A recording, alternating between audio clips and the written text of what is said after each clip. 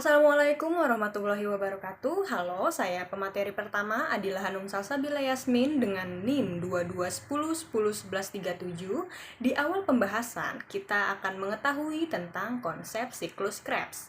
Konsep siklus Krebs merupakan rangkaian reaksi metabolisme respirasi aerob pada sel yang menghasilkan energi dari asam pirufat hasil dari glikolisis.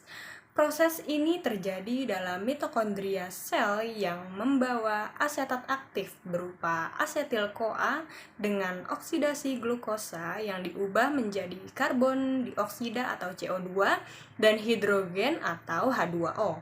Terkait dengan segi metabolisme biokimia, siklus Krebs berasal dari karbohidrat yang keluar membentuk lemak, sedangkan bahan yang masuk untuk siklus ini berasal dari asam amino yang keluar membentuk karbohidrat. Fungsi dari siklus Krebs adalah yang pertama dapat menyuplai dan memasok ketersediaan prekursor untuk pemenuhan keperluan proses asam nukleat dan proses sintesis protein secara sistematik. Yang kedua, dapat mengontrol, menyusun, dan mengatur dengan baik beberapa massa energi dan beberapa jumlah zat yang terlalu banyak yang digunakan pada saat proses sintesis asam lemak untuk penumpukan hasil lemak. Yang ketiga, dapat membantu mengatur dan mengendalikan sistem enzim melalui molekul, senyawa, dan seluruh komponen yang ada pada siklus tersebut. Yang keempat, mampu memproduksi CO2 atau karbon dioksida dengan proses oksidasi glukosa dengan jumlah yang relatif besar.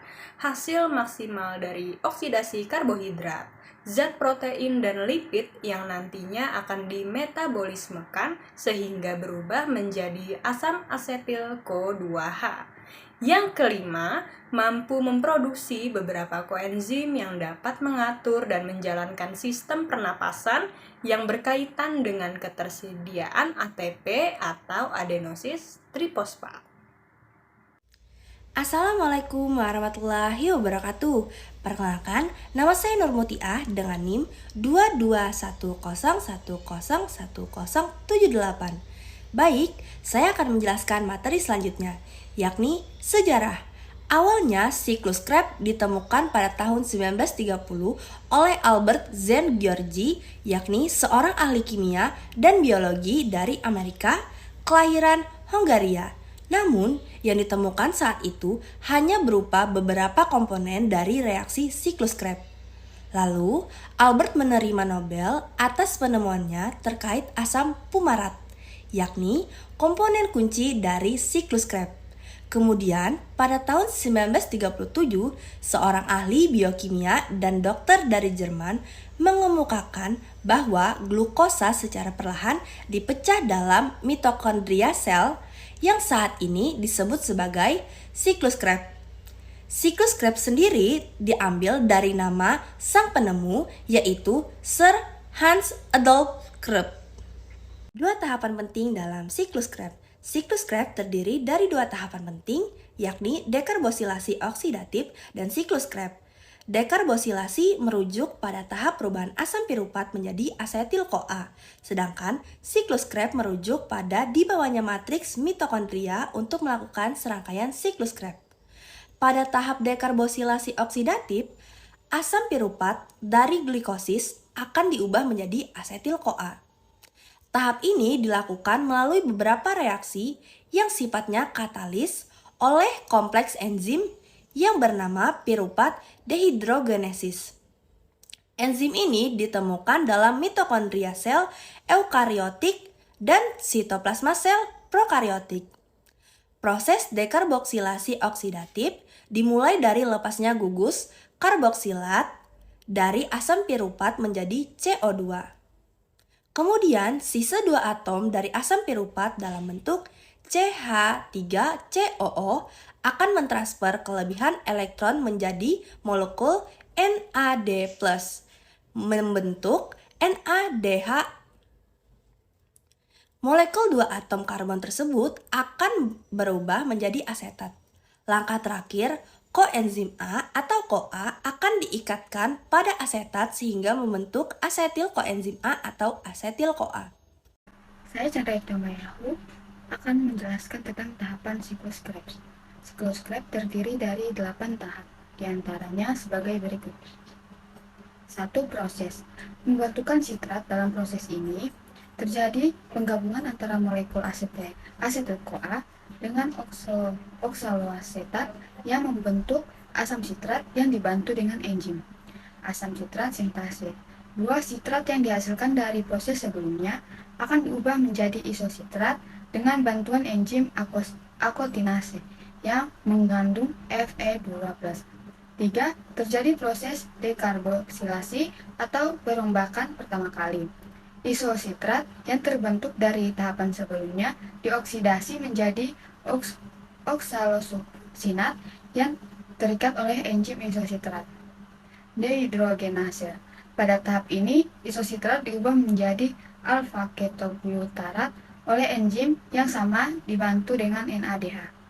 Yang keempat, terjadi proses pengubahan alfa-ketoglutarat menjadi suksinil CoA oleh enzim alfa-ketoglutarat, kompleksi dan proses oksidasi.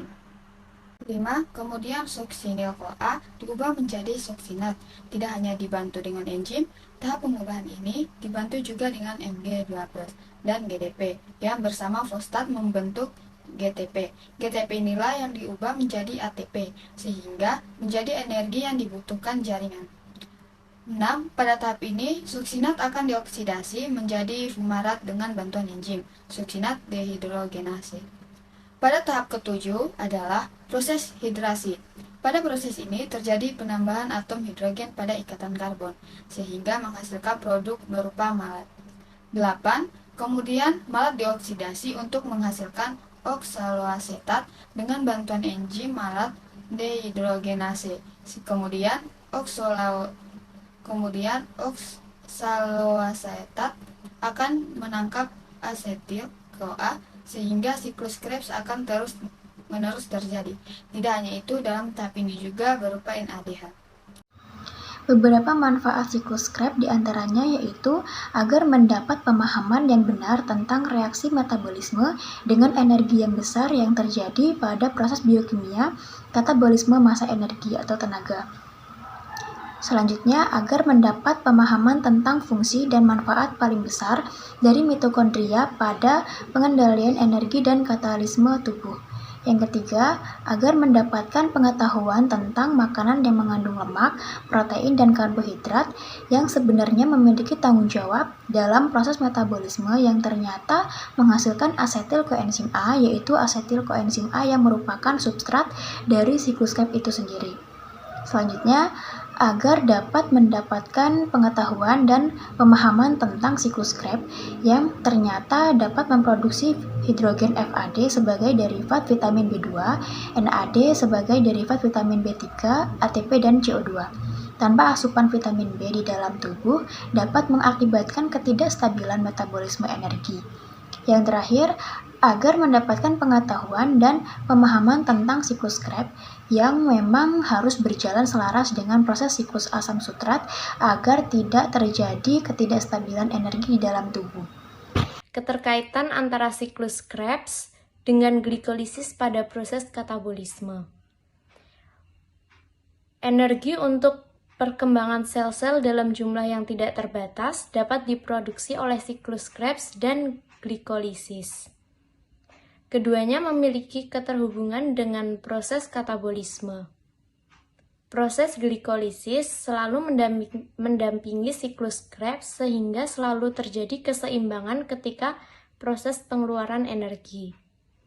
Meskipun keduanya memiliki beberapa kemiripan fungsi, tetapi tetap saja terdapat perbedaan di antaranya. Fungsi vitamin B dalam siklus Krebs.